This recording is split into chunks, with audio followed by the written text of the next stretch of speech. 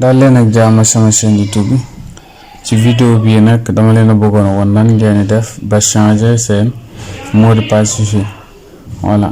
mais bii nag dañ ko bëgg a def ak benn modem bu ñuy woowee Airbox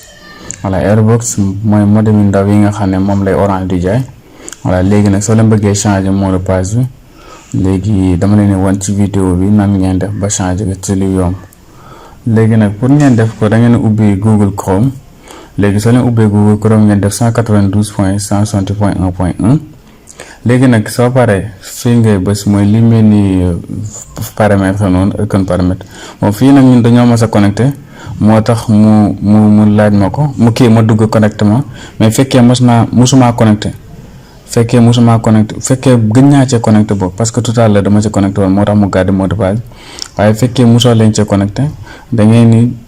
laaj mot de passe léegi mot de passe bi nag mooy benn étiquette bi nga xam ne Orange mu ngi leen koy jox bu ànd ak mot de passe bi foofu ngeen dem voilà léegi boobu nag ngeen def admin bi partie admin bi ngeen dugal ko voilà mooy mot de passe admin bi ngeen dugal ko fa voilà léegi soo leen paree nag ngay dem ba wifi pour ñu changer mot de passe dañuy cliquer ci icône wifi bi voilà xaar leen tuuti voilà damay duggaat xaar ma duggaat ñu duggaat bësaat ci icône bi léegi soo bësee ci icône bi da ngay ñëw ci wifi léegi soo ñëw ci wifi ngeen wàcc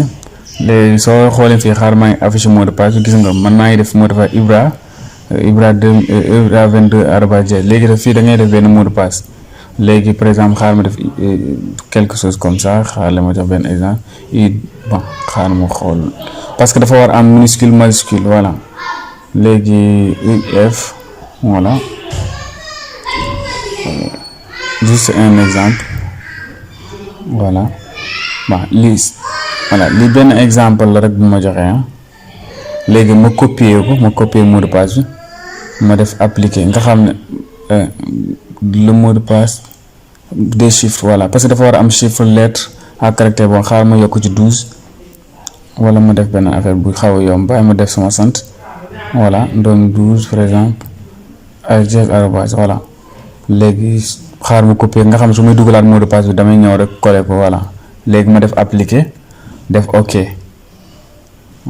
voilà léegi ñu patiente tuuti léegi normalement su ma ñëwee mot de passe su ma demee ci wifi bi léegi pour bon xaar ma connecté ngeen gis voilà léegi instant gis nga déconnecté na léegi damay oublier mot de passe bi voilà léegi après ma ñëwaat coller mot de passe bi voilà léegi su ma coller automatiquement gis ngeen lu yomb